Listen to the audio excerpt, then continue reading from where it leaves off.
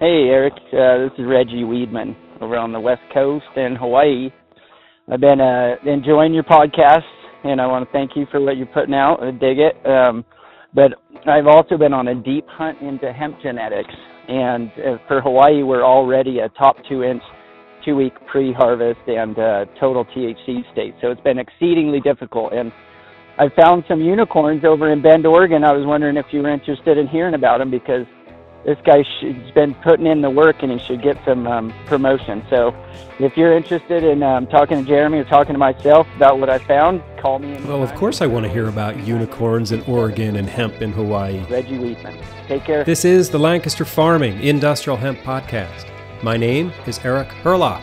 So today we're going to talk to Reggie Weedman about his journey to find compliant CBD genetics and how that journey led him to Jeremy Klettke at Davis Hemp Farms. We're going to talk to Jeremy today too. But first, let's catch up on some nuggets of hemp news. Okay, so earlier this week, the governor of Virginia, Ralph Northam, announced that Blue Ribbon Extraction will invest $3.26 million to establish Virginia's first large-scale industrial hemp processing and CBD oil extraction facility in the town of South Boston. The project will create 22 new jobs, and the company has committed to sourcing over 90% of hemp purchases from Virginia growers. This is going to result in more than $70 million in payments to Virginia farmers over the next 3 years.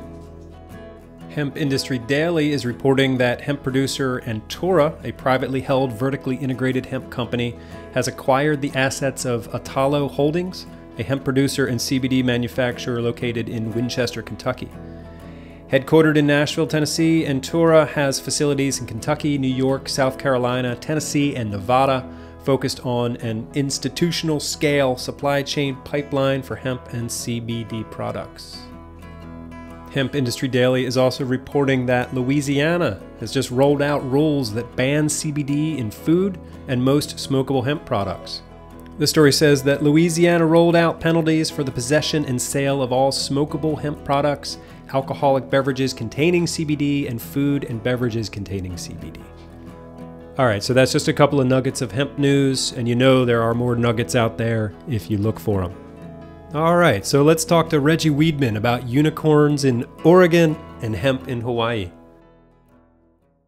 Reggie Weedman, welcome to the Lancaster Farming Industrial Hemp Podcast. How are you doing today? Excellent. Thanks, Eric, for what you do on the program. I really appreciate your presence in this space.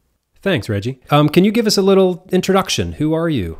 What are you up to in the world? I've been following this plant for quite a while and lived in Hawaii and have traveled around playing in soil everywhere and playing with bees and helping farmers wherever I'm at. These days, I've been doing a deep dive into genetics in the cannabis space. And because Hawaii's rules have been testing the top 2 inches, 2 weeks pre-harvest, and a total THC state, I set out to find genetics that would work for Hawaii. And that's when most breeders have told me that it's impossible in the CBD space to find genetics that can be left to maturity. And as most farmers have found in Hawaii, we get about 4 weeks into flower and they go over the total THC mark already. Wow. So what happens? Does that have to be destroyed, or what are the rules like down there? Well, they let a few go last year. Most, I think it was 17 out of 30 failed the test last year, and a few were close enough. They let them do things with it, and the most, did have to destroy their crops. That's a shame, because it seems like the plant wants to produce the THC. So it's like if your crops go hot, it's not that you're a bad farmer, it's that your crops are just doing what they want to do and you're a good farmer. Yeah, but exactly. These arbitrary regulations get in the way. Yep, and it's at the end of doing all your work that you find out. So these farmers put in all their time and effort and then, have to dispose of it. So on your journey to find good genetics, where has that taken you? Well, it's taken me all over Oregon and California in this last year specifically, but I've talked to people everywhere. And I like to ask the breeders, the two big things is show me how big your CBD gets And what's the ratio in determining if it even, because most seed sellers will still tell you USDA compliant in big bold letters, but advertise a 16-18% CBD. And so you run the number, and you can often find out that it would go over that maximum allowable amount of THC as it gets to that really high CBD percentage. So have you found any good genetics? Yeah. I was sourcing for Hot Leafs, this smokable hemp brand, last year, and only one sample got sent to us that was actually trimmed flower and total T compliant. And it turned out to be this painted lady. And I had already been in contact with Jeremy, but hadn't moved on the Hawaii project already. But then it became more relevant when I saw it from a third party. And so I got a hold of Jeremy Klettke of Davis Farms, and we've taken a dive deeper into his 6 offerings, and even 7 now, because he's doing a nonprofit for His Holiness the Dalai Lama's library, and has a 7th offering that is total T compliant as well. And so where are you're trialing those genetics then in Hawaii? Yeah, Ray Maki of Permaculture Kauai, he got one of the first permits in Hawaii, is doing a trials right now, and we're very excited to see, one, how they perform in a southern latitude like that, 20 degrees north latitude, and then how long they stay, because he should stay total T compliant through maturity, which would be a big game changer in Hawaii. And how far into the growing season are they in Hawaii right now? He is, I think, 1 month in, and he's done a couple batches, and he'll be able to tell you more. We're always getting the updates, but I haven't seen them yet because of this lack of traveling. Right. Hawaii right now has a 2-week quarantine, which isn't the worst place to be, but it's a busy time of year for farmers over in the mainland too. So thanks to you, I'll be talking to Ray Maki and Jeremy Klettke later today. Is there something specific I should ask them? Ask Jeremy how he's gotten to the point that he's gotten. He has a really interesting story of working with the plant. And it's always a question to me of who picks who in the field. We get to select between the females that are right before us, but who picks who? They show up. And Ray, ask him everything and anything about farming and his position in Hawaii. He's very instrumental in Hawaii in getting the hemp movement off of the ground. Okay. I look forward to talking to both of these guys. So what else can you tell me about your role in the cannabis hemp space? Yeah, my role is sorting farmers out with the right genetics for their right situation. It's, I think, the time to create things in each location that they're being used for each location. It's this, there's a plastic nature to this plant, and just setting out with clear goals in mind, the plant usually shows up and it conforms to our need while we conform to its needs. So it's engaging in that plastic nature in a worldwide scale, because everyone's opening up for the use of this plant now, and it's doing it right. I like to sort farmers out in the cleanest fashion. I'm very into healing the land from the prior use and making the farmland feed us again clean and highly nutritious produce. So my goal is to help regenerate farmland using the means that we have at our disposal, and hemp is just one of them. There's bringing science and farmers together is a big key to me. So look into your crystal ball a minute and tell me what you see in the future. Where are we going to be hemp-wise in, say, 20 years? Well, it's between hopes and reality is the question. And I like to paint a picture that brings people back to the land. And I like the potential for hemp and cannabis to create economies in smaller areas. It would be really great if we used it for its different aspects. And I don't know what it looks like infrastructure wise, but I know that if we could start something and support it with infrastructure in smaller bioregions, it's a chance to kind of decentralize some wealth in the farms. And I would like to see it used for it, you know how hemp touches so many people and cannabis touches so many people in so many ways. It would be great to see it more integrated into a smaller scale and not necessarily a bigger scale around us, and help support farmers everywhere instead of just a few big farmers some places. So I think you're sort of talking about like an interwoven tapestry of small supply chains all around the country and the world, so the local economies can thrive rather than a centralized corporate view of it. Okay. Yep. Even smaller decorticators, smaller things that can bring it to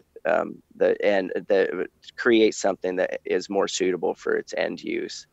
What does it look like along the way? And I guess genetics fit for each location is got to be a thing. I keep getting back to genetics because we haven't had the broad scale farming in all these small places of hemp yet. And so it's time to bring it everywhere and work on it in individual locations, bioregions. So we need localized plant breeders working on this everywhere. Yep, exactly. And or it would be really cool experiments, Stephen, to bring the same genetics, a package places in bioregions and see how they perform and see what the environment and the end use selects for in a way. What are some of the other bright spots that you see in the hemp space? Just that I think a good thing is that people are scaling back this year. There was a push to just do more and more and maybe not be totally adequately prepared with genetics, methods, or markets. And so people are scaling back and taking a look at it a little differently this year, it seems. That's a bright spot. That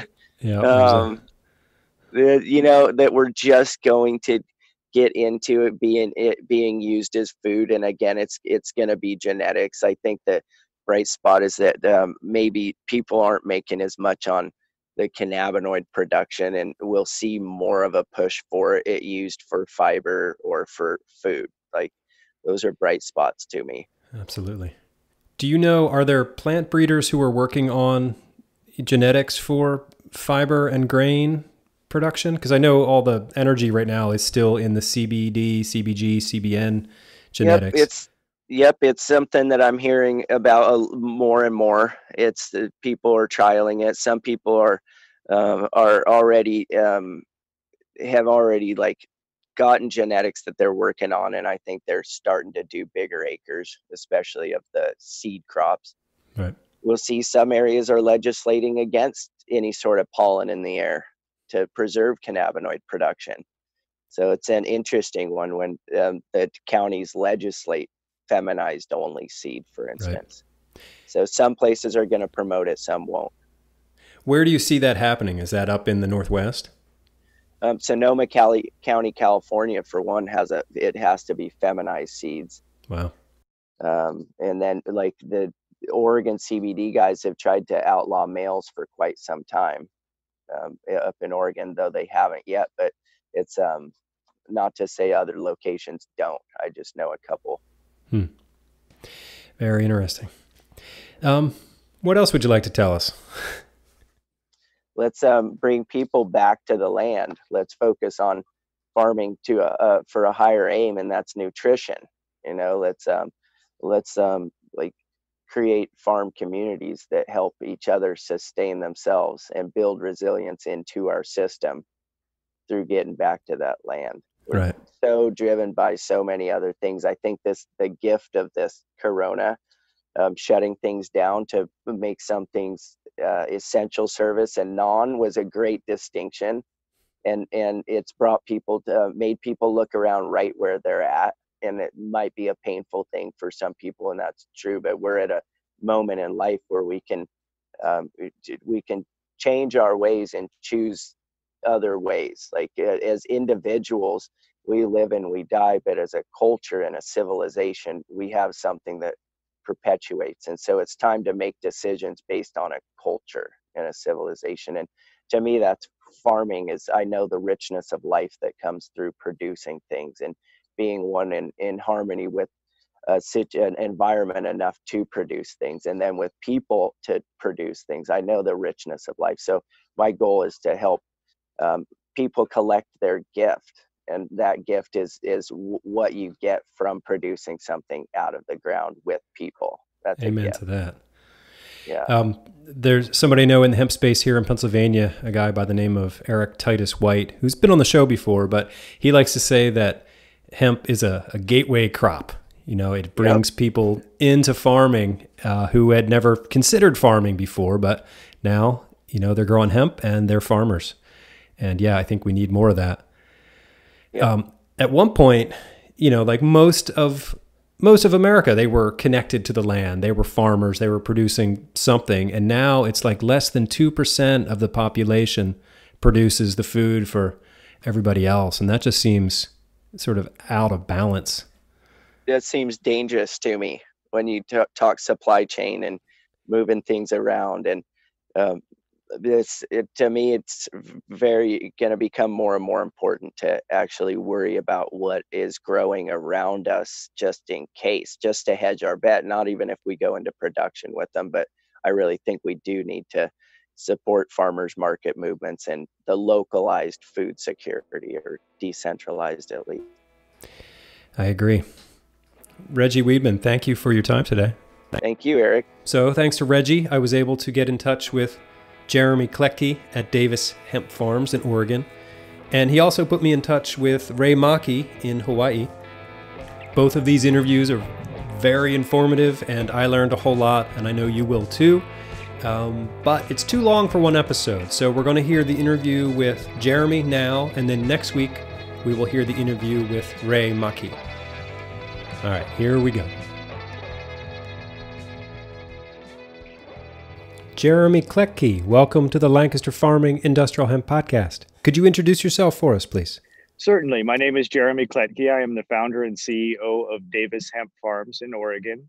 We are purveyors and producers and purveyors of feminized hemp seed for the CBD hemp production space. Have you been in the hemp space a long time? How did you get your start? So I've spent almost 30 years in the cannabis and hemp space, had the opportunity to work in the late 90s for the Swiss government in 97 and 98, producing at a field scale.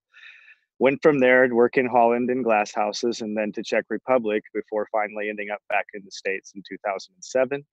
In 2007, we started in the medical program here in Oregon, built a nice little company producing CBD 1-to-1s, 2-to-1s, 10-to-1s, and 20-to-1s as far as the ratios goes, what I'm speaking of there, THC to CBD ratio, in the Oregon marketplace, and sort of became known for that here. When we had the opportunity to enter into the hemp space in 2015, we jumped at it. We were, like I said, we were already deep down the rabbit hole of figuring out this CBD game. And so we started then developing federally compliant CBD varieties in 2015. And I reference it that way because I think at the time, most of the varieties that were available in the marketplace, open source, were really based on a Delta 9 compliance, which is what a lot of the pilot programs in independent states were running. And not many people were focused on trying to create something that would actually suit the 2014 federal farm bill. So we went to work right away on that. And, you know, I'm very proud to say that in 2019, after 4 years of field trials and, you know, working on stability, we released the first of the seed that we had. 55 farmers, 14 states, had a couple of university trials, and the results were very positive. And so now in 2020, we are offering those in a bigger scale to the public, and just trying to help farmers to be successful and give them a tool. Cool. So as a seed breeder, how does your hemp operation differ from, say, you know, a typical hemp farm? Can you sort of give us the lay of the land? Absolutely. Producing feminized hemp seed is kind of unique. I'd say that the first thing you really need to do this is master the plant as far as the production of the plant itself and just growing the plant for a finished flower. Once you achieve that, you can kind of look into stepping further into what it takes to breed a feminized hemp seed. So the farm here is we are isolated from all commercial agriculture. So that was kind of critical for us. We're on a 392-acre parcel. But I would say that it only takes us about a 5-acre footprint to produce the seed that we produce. And essentially, we do operate out of an indoor facility where we keep the mother stock. And that's important for all the farmers to understand that we keep everything in a pest pathogen and virus-free environment. One of the things that we've learned through this process is that some of these pathogens and viruses can actually embed themselves in the genetic sequencing of the seed and be carried from our facility or from the seed production facility out to the field. One of the ones that we've heard about is Fusarium. Another one is verticillium wilt. And here in Oregon in particular, we had quite an outbreak of verticillium wilt that ended up damaging the mint industry here. So I think it's critical that farmers understand where they're sourcing their seed from, just for these reasons, if not for a whole other bevy of reasons. But running from the pest pathogen and virus-free environment, we take those out into greenhouses. So we do all of our production inside of climate-controlled greenhouses. That's another thing that's really important for farmers to know, is that they want to get quality seed. Quality seed is not grown seasonally in field for feminized seed. So you're going to want to look for somebody that's certainly producing their seed in a controlled environment. So from what I understand, there's a couple of different ways to make feminized seed. Can you talk about the method that you use there?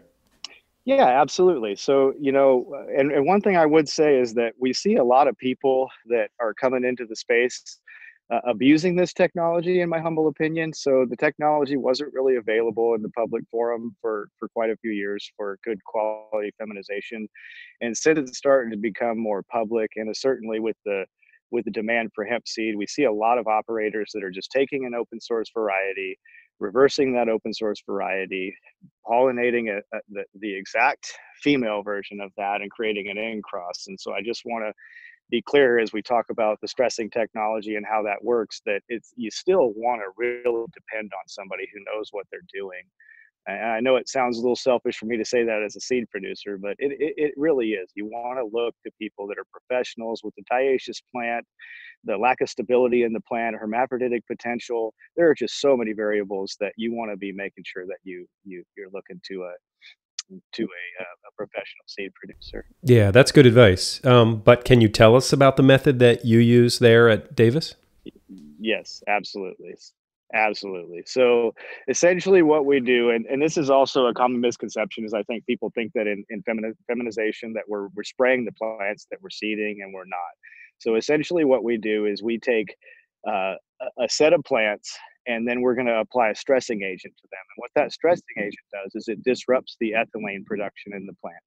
And by doing that, the plant now chooses to reverse sexes, chooses to become male and become a pollen producer. And there are several of these stressing agents available on the marketplace. You'll hear people using colloidal, and you'll hear people using silver thiosulfate. So, not getting into this particular stressing agent that we use, it's really about the way that you apply it more than it is a stressing agent. So again, I just want to make sure that everybody understands that, we're not actually treating the plants that produce the seed. This process, we treat a plant to cause it to disrupt its ethylene production so that it becomes a male, produces pollen, and then the unique byproduct in nature of that is that pollen is all XX pollen. And then when you cast that pollen onto the plants that you're producing seed and pollinate the stigma, they will only create female seeds. So ethylene is a hormone, and so you're essentially disrupting the hormonal balance of the plant? Is that how that works? That's exactly right. So we're disrupting the hormonal balance at the time when the plant is trying to figure out about what it needs to do for sexual maturity. And so we're just kind of pushing it, whispering at it to go in a different direction, which it does very willingly. And from there, we again produce the pollen and apply that to the plants in a separate space, actually. Wow, that's fascinating. So how much seed do you produce? So we're a boutique producer. We only produce about 13,000 acres worth of seed a year. So that's a drop in the bucket across the country. And we don't really intend to grow much larger than that. The thing with us is we're about quality. Our germination rates are 98 and 99% third party verified. Our feminization rates are consistently 100% out of the gate. The oil content in our seed is very high, so they're extremely viable. They shoot right out of the ground. And a lot of that comes from just really having a focused attention, laser focused attention on what the team is doing here. So we don't want to compromise that for the farm. Good. Can you talk about any of the success stories out amongst the farmers who are growing your seed? Well, absolutely. I think I'd probably give you a general cross section there, and rather than pick any individual, and just let you know that out of those 55 farmers last year, we had 2 farmers that struggled. And so 53 success stories out of those 55. And I think anybody who farmed last year understands that across the nation, we had some real challenges with 19. A lot of the farmers called it no plant 19. And what I'd say is that we built a genetic that will be field hardy and stand up to frost, stand up to most of what the weather's going to throw at it. But the farmers that we had trouble with actually got hit. They were in the same region. Both of them got hit with an early October 13 and 16 degree not consecutive nights. So it's hard for any plant to survive that. But I would say that's really the big picture of success for us, is that we had farmers succeed and actually finish crops. And then most importantly to us, we did not have a single farmer that had to have their crop embargoed or destroyed.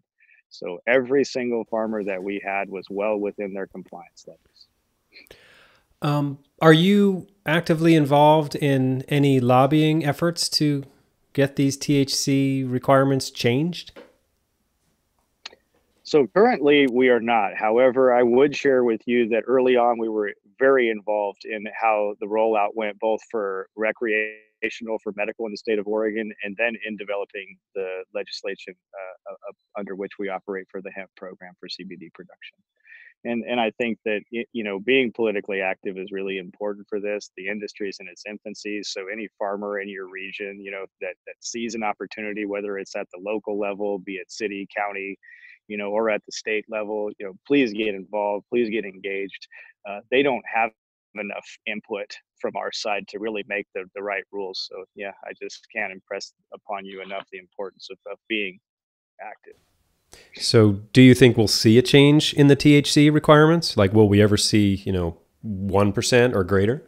Well, that's the question of the day. And I'm hopeful that we will, because it's an arbitrary number. I mean, the reason that we ended up, focusing on this 0.3, and I would also, go back to, we have 6 varieties available in the marketplace today that are all total THC compliant. And the reason we have those is not because they're truly unicorns or it's a miracle. It's because that's the direction that we bred. So I want you to know the plant is malleable. It's relatively plastic in its ability to express itself and evolve. So whatever direction we want to breed, we can achieve that. So I don't want people feeling like the sky is falling because the feds have come in and brought us pre-total THC compliance. More than anything, what they're trying to do is create a standard under which we can all operate, which is going to help a lot of people in the long run. But going back to the meat of that question, I'm really hopeful that we do, and I believe we will move into a 0.6 or a 1% total THC. Now, the idea that we should be operating at Delta 9, that's not reasonable, because I can show you varieties that we've worked through in the process of getting this breeding program going that are 6 and 7% total THC, but still fall under the 0.3 Delta 9 requirement. So we really can't, that would be irresponsible in my opinion for us to feed and fuel a market like that. But when we talk about a number of 0.6 even, now 80% of the genetics that are available on the markets today are suddenly compliant. So rather than forcing these guys to go through what we've gone through, which is spend the next 5 years developing these lines, or 3 years, let's say, if they're quick to it, maybe moving in that direction has a little bit more sense to it. And with all the chatter that we saw during that comment period, I'm comfortable they're listening. And I think we're, just to give you the crystal ball view, I think 2021, we're looking at total T. I don't think they're going to change the IFR before then. But I do believe when they put the final rule in that that's going to be a consideration, that we might be looking at a 0.6 increase. Reggie had mentioned that you've got some genetics down in Hawaii. Are you actively working with farmers down there, or how does that relationship work? Yeah, so we're really proud to be operating under the HDA, and we have some wonderful farmers there in a few different regions on the islands. And to us, it's a critical thing, because cracking the code for these different photo periods is going to be a big part of developing the industry. So we're working in 18 to 22 degrees north latitude in Hawaii with a number of farmers, and very hopeful that we can give them a tool to be successful on the island. We've struggled a little bit with some of the varieties that have been available currently. Okay, a little bit later today, I'll be talking to Ray Maki, who I guess has had some success with some of your genetics. So I'm looking forward to that. Yeah. Is there anything that you think I should ask him? He is a wealth of information. Ray Maki is one of the most interesting people that you will meet in the hemp space right now. So he's been deeply involved in policy making with the HDA. He's really involved in sustainable agriculture, which is attractive to me, personally, as I think hemp is a great tool for us to sort of maybe shift into a more sustainable model of agriculture and away from some of the monocropping that we're doing, certainly away from some of the crops that are heavy pesticide laden or have a lot of herbicide requirements. So yeah, Ray's really good for that. And I would say really talking to him about when you hemp specific, talking to Ray about the struggles that they have to overcome seasonally by working in an 18 to 22 degrees north latitude. They don't have a big change or variability in their photo period. So that's what we're working on, cracking the code to with Ray right now. So how does the plant trigger into flower stage then if it doesn't, if the seasons aren't there? How does that work? Maybe I should talk to Ray about that. I'd love to touch on it, though, because it's really a part of the daily dialogue here as we're working with Ray. We're also working at 1 degree north latitude, so and 4 degrees north latitude. So some struggles there. But the problem really that we're finding there isn't so much the plant going into flowering, it's going into flowering too soon. So as soon as you induce any stress upon it or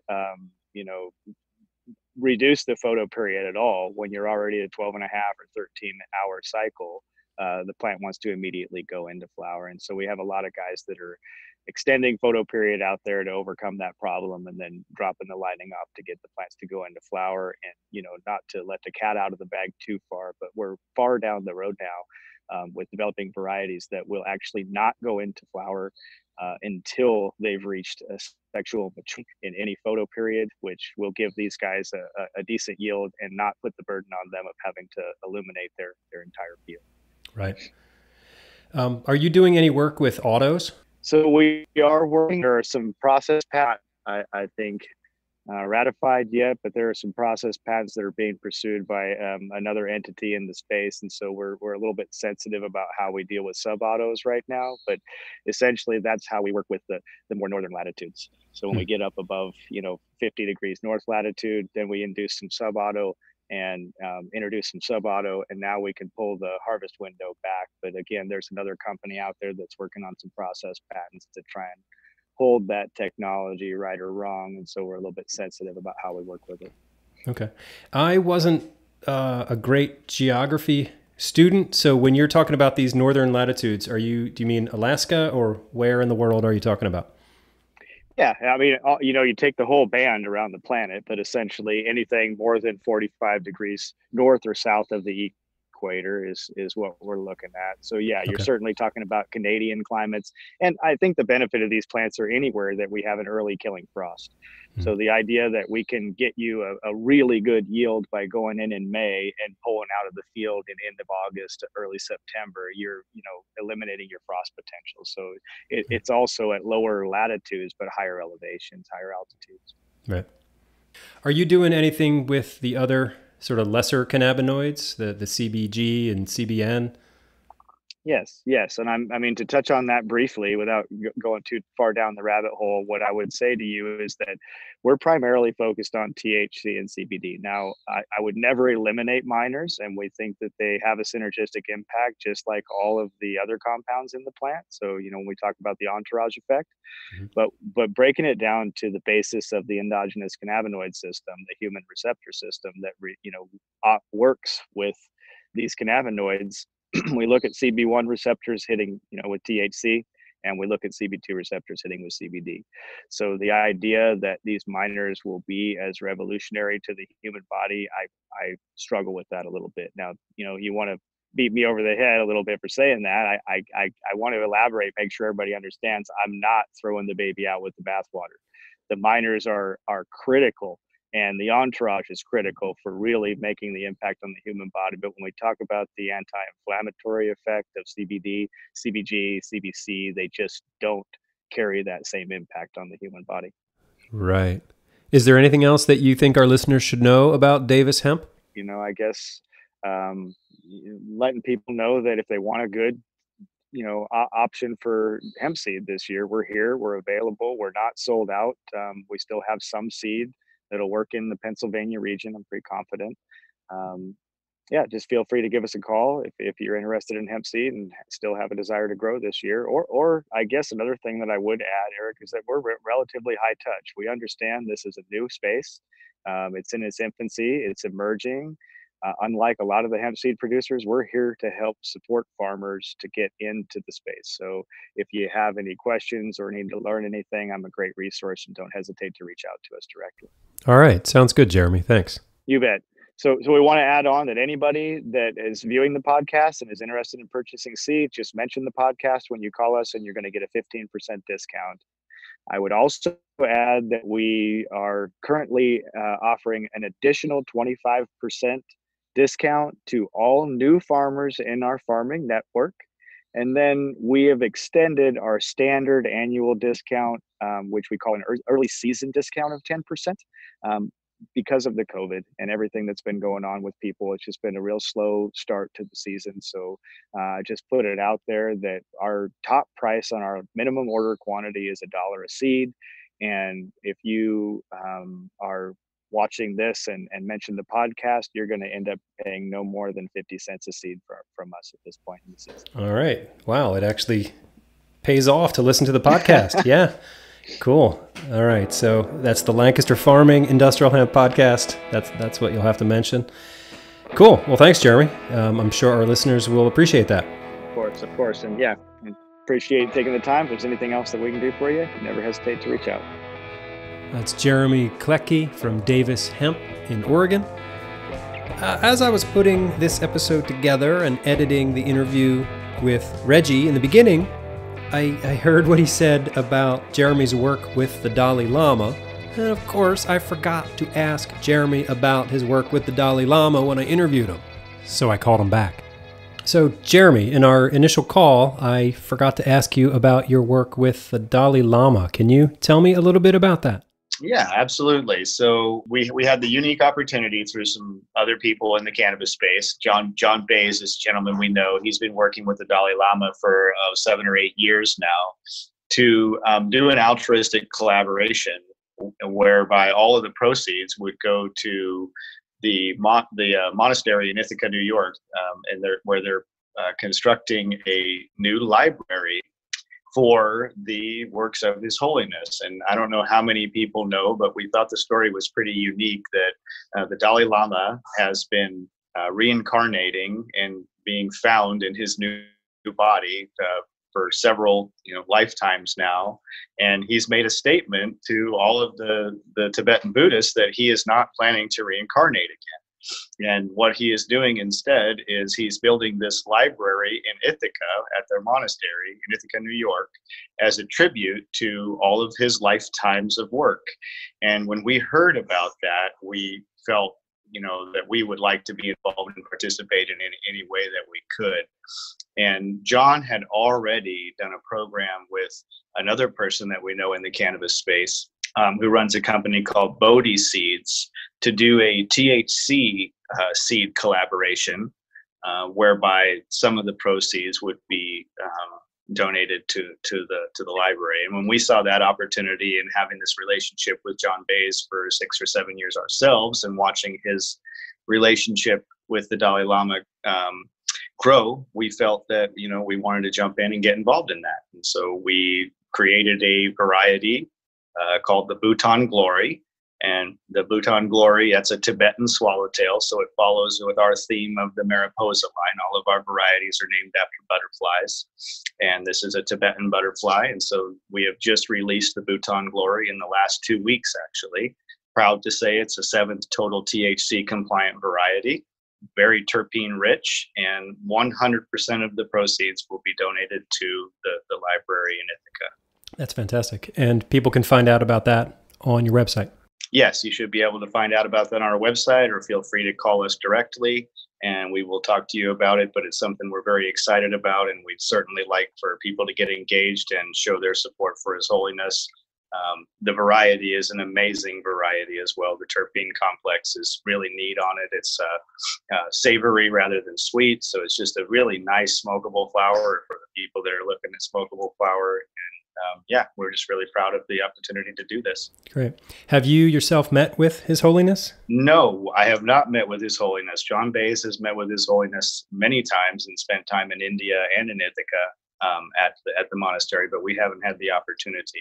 And truthfully, when we talk about altruism, this is something that we really weren't looking for. So I made it very clear to John up front that we weren't looking for any accolades, any press from this. And so I'm also not looking to meet His Holiness or embed myself with the Tibetan Buddhist monastery at all. I am curious if the Dalai Lama is, I suppose he's cannabis friendly. So I think that, and John Bays may be another good interview at some point for you, because he's been involved with His Holiness and the work in the monastery, like I said, both abroad and here in the States. And as I understand it, he's certainly warmed them up to the idea of what we're doing and the benefit that it can have for humanity as a whole. Oh, cool. Yeah, I'll try to follow up with him. Thanks. And thanks a lot for jumping back on the call, Jeremy. I appreciate it. You bet, Eric. All right. Well, that does it for today. Thank you for listening. So be sure to tune in next week for my interview with Ray Maki, who is growing Davis Hemp Genetics in Hawaii. It's a fascinating look at growing hemp in the Aloha State. So, all right. Hope to see you next week. My name is Eric Herlock. I'm the digital editor at Lancaster Farming Newspaper. Check us out online at lancasterfarming.com. Check us out on the Instagram at LF Podcast Hemp. And if you can, write us a review on your podcast app or share the podcast with one person in your life. And I'm always looking for story ideas and interesting hemp folks to talk to. So if that's you, or if you know someone who fits that description, drop me a line. podcast@lancasterfarming.com. All right, thanks again. Until next time, I'll see you in the newspaper.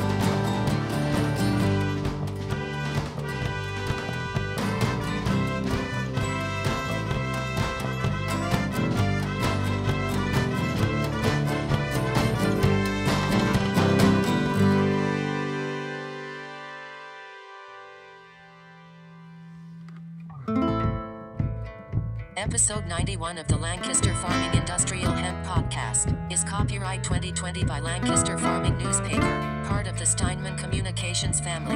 The show was written, recorded, edited, and produced by Eric Herlock. The music you hear throughout the show is courtesy of Tin Bird Shadow.